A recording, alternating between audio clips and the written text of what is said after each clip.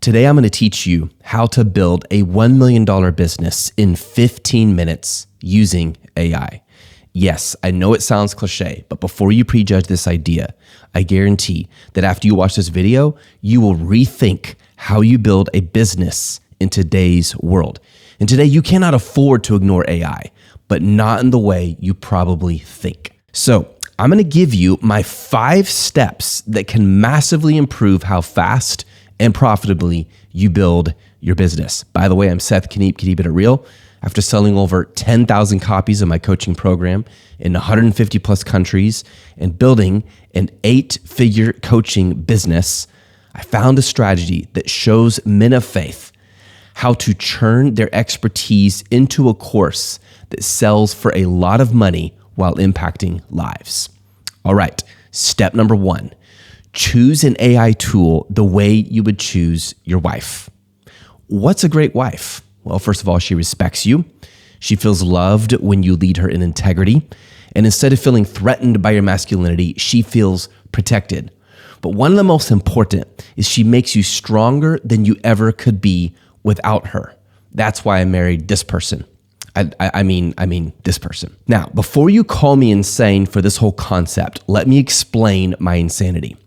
AI achieves at its very best when it complements your strengths. Tens of thousands of people online are posting stuff like, AI is the future of your business, or AI will make you successful, or if you don't use AI, it's over already. And these are very ignorant statements. Because what happens when everyone is asking AI to tell them how to build the perfect business? Eventually, no business idea is new anymore because they're all pulling from the same resources that everyone has access to. Depend on AI to make your business succeed, and you might as well dig your business's grave right now. Kind of like a marriage. Depend on your wife to make you a happy person, and you put unbelievable pressure on her to make you happy. A pressure no human was designed to handle. Only God gets that role.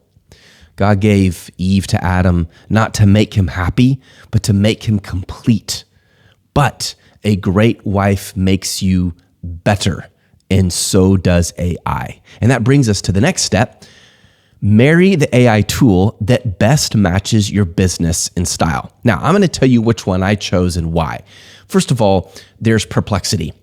Perplexity by .ai.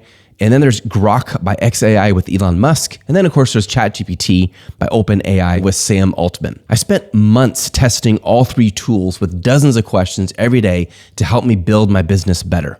And Perplexity lost fast. Perplexity is really limited on contextual depth. It is very weak in highly nuanced questions, and it is not very creative. So it was down to Grok and ChatGPT. Now, here's what I love about Grok. Grok will cut through bias and provide objective answers, including a deep search mode, and it's also very witty. It is the most objective and the least censored of all the AI tools, which I love because I fully believe in freedom of speech. And then there was ChatGPT. Now, extremely versatile in coding. That comes with ChatGPT, but it's also really good in reasoning and creative writing. Grok is also really good with creative writing, but Grok tends to go a little bit overboard and it misses the personality of the person asking for help. And that's what's so cool is both Grok and ChatGPT have contextual memory. So they remember what you tell them or ask them so they can include that in their reasoning. Let me just give you an example. Let's say you're looking for YouTube titles and you like certain kind of YouTube titles. And you're like, you know what? I really like Alex Hormozi's YouTube titles. So you might say, find me a good YouTube title using Alex Hormozi's YouTube titles as a reference point. And both of them do a really good job of pulling that style. But here's the big one, guys. The context memory for ChatGPT is phenomenally better than Grok.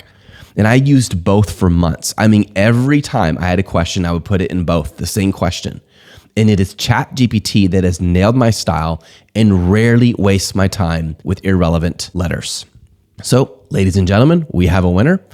ChatGPT wins the day. Now, if I am looking up politics or news or religion, I am absolutely not using ChatGPT because it's extremely biased and it filters out information that the creators don't agree with and includes stuff they do agree with. And that is the epitome of restricting free speech, which I do not appreciate. However, for business, it's perfect. Step number 3, Train your AI tool every day. Your AI tool will only be as good as what you put into it. I'm going to drop this entire video script into ChatGPT and tell it to give me a great title. Here we go. Create some great YouTube titles for this video. Come on, Seth, you can spell script. All right. And by the way, it already knows to reference Alex Hormozi for me, but I'm just going to say it. Reference Alex Hormozi titles for ideas, and also include thumbnail ideas. By the way, TN, I taught it that TN stands for thumbnail, so I don't have to waste time trying to spell it out every time. I just type in TN and boom. Okay, let's see what it does. It's thinking. Give it a second. Okay, here it is. Check this out. Title ideas. Oh my goodness. How to build a $15 million business, $1 million business in 15 minutes with AI. Maybe I'll go with that one. The brutal truth about using AI to build your business. I mean, this one really nailed it. That's really cool. The brutal truth, why most entrepreneurs fail with AI. See, this creates suspense. Like, well, what is it that they fail with? AI won't save you. Here's what will. And look, they're giving a thumbnail text suggestion for each title. Hard truth. Most get this wrong. It knows, because I've taught it, to make sure the thumbnail text is relevant to the title. So that's really interesting. Someone's going to go, wait, 1 million in 15 minutes? What is this about? See, and it grabs attention. So that's just one example. You see how much time that just saved me? That's a huge amount of time saved just because I've trained it for months, and it also is intuitive enough to give me what I want. The more consistently you do this, the better and faster return you will get on your AI tool. But one note, so far AI does not remember context if you create a new chat. So if you go back into your tool and start a new chat, it's not going to remember what you said before. Now with ChatGPT, you can add it to your profile notes. You can say, hey, for all searches or all activity, remember these things, and just give it a list of stuff, which is super cool. Okay, step number 4. Every time you have a task, ask AI for help.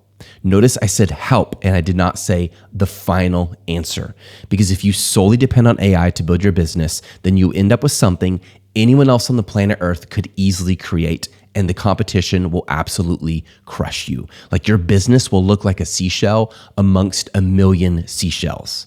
But if you build your business based on your experience, based on expert coaches who are training you, based on your own personality quirks and strengths, and then use AI to help you improve, you end up with the best of both worlds. You know, a lot of people think they're going to crush it because they use AI, and that is completely false.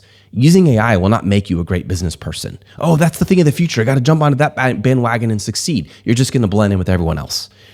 The way to use AI is not, hey, I'm going to use AI so I don't have to work as hard. It's like this. I'm going to use AI so I can outrun everyone else. I'm already going to work harder than everyone else. I'm already going to build my business better than everyone else. But I'm going to use AI to turn on the afterburners. Do not use it to replace work. Use it to help you to work smarter. And then the extra time it gives you, use that to get ahead of your competition. That is how you crush it, unless you're comfortable being ordinary. Step number 5, we're going to build it.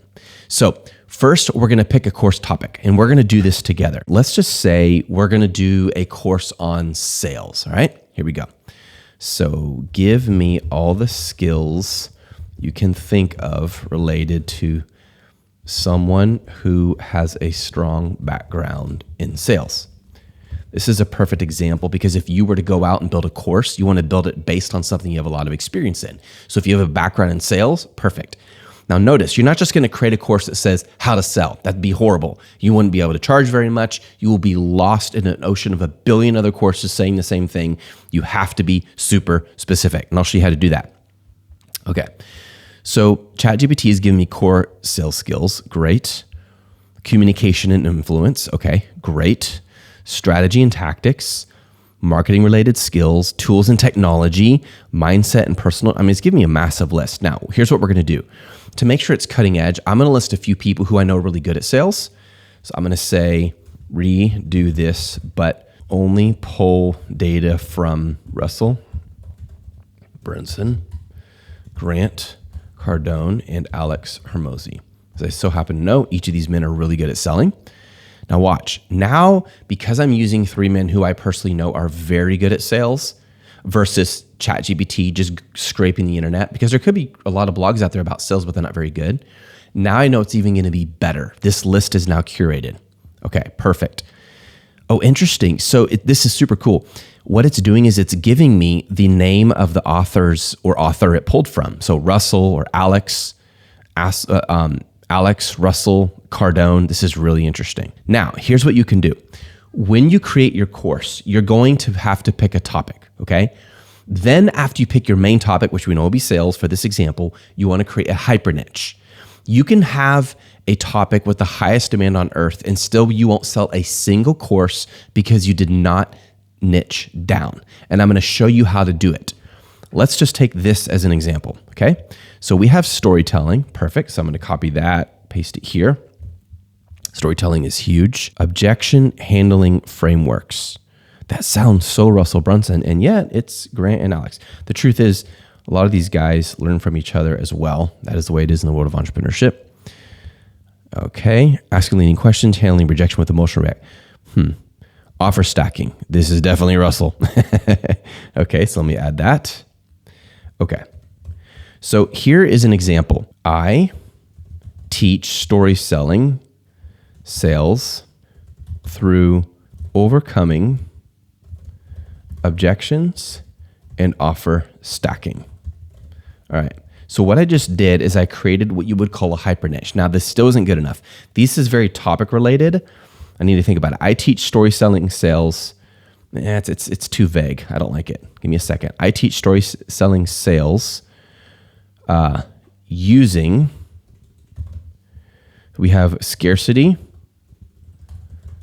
urgency, and that is such an Alex topic. Detach self-worth from the sale. That's so good. I learn fast, test fast, all three. And extreme ownership. I love it. Okay. So here, look what I have here. I teach story selling sales using scarcity, urgency, and extreme ownership. Okay, now that's more specific. But who do I teach? I don't just teach this to everyone because, again, you want a blue ocean market. The more specific you are, the more someone, when they find your course, they're going to go, wait, you teach sales, but not just sales, but how to sell real estate properties? Oh, that's totally me. Wait, real estate for flipping in urban areas? Oh my goodness, that's me. Boom. You see what I just did? Because I narrowed it down, I'm able to charge a lot more because it's very specific and no one else is selling this course. And that's the key. Make sure no one else is selling your specific hyper niche. Let's see. I teach real estate investors how to sell using storytelling, scarcity, urgency, and extreme ownership. I teach real estate investors how to sell in urban areas. Okay, do you see what I did? Now it's narrowed down to what you would call a hyper niche. Okay, that's super helpful. And that brings me to the next step where you actually build the course. Now, do not ask AI to build your course outline. This is a big mistake. First thing you need to do is start winning yourself a few clients, then build each chapter based on what your clients need. This is 10 times more powerful feedback than AI because AI is pulling from everywhere on the internet, but the best feedback you're gonna get is from one-on-one real people. And this will make your course an absolute killer. One thing I like to do is I'll just send out a survey. Give me your top 15 questions you have about this topic. You're trying to learn how to play pickleball. What are your top 15 questions? You're trying to learn how to get shredded. What are your top 15 questions? Those questions become chapters in the course. Once you've created your course based on the feedback, that's where you go to AI and say, okay, here's what I have so far. Give me ideas on the course structure. Now, just for fun, let's do this. All right. So we're going to say my course topic will be, boom, create a course outline for this. Now, again, do not just pull it from AI because guess what? If you do, you're not differentiated and the day will come where other people are going to absolutely crush you because they have something you don't. You stop thinking for yourself, you stop focusing on your clients, and you're just trying to find an easy pass. But if you use this to make it stronger, oh man, you're going to have one amazing course. All right, so here we go. Look at this. Module 1, Foundations of Urban Selling. Module 2, Story Selling to the Urban Buyer.